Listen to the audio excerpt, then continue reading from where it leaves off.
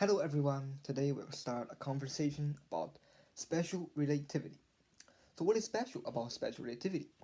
All come from the idea of light. So at the beginning of 20th century, people have different views about the speed of light should be constant or different.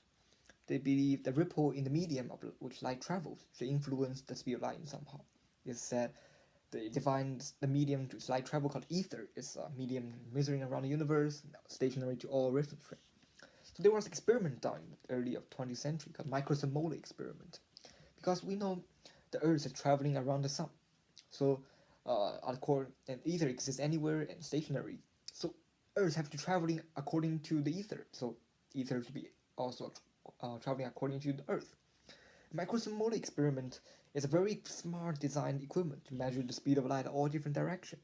So while Earth is traveling, there will be an ether wind observed, counter to the direction of the Earth's movement. So as the light, because when light is traveling counter to the wind, the wind will slow down the speed of light. But people didn't observe that effect. Why? Because because ether doesn't exist.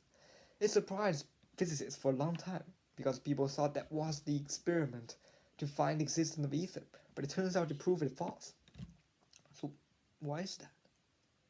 Then 8 years later, Albert Einstein stand up. He said, "Ooh, maybe the speed of light should be constant anyway, no matter where you are or how fast you travel, because uh, if you imagine you are traveling with a light, with the speed of light, you look beside you, are you gonna see a stationary electromagnetic wave?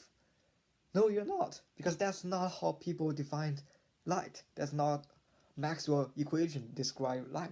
Light have to travel between propagation between electric field and magnetic field. So by that, Einstein said speed of light should be constant in all reference frames.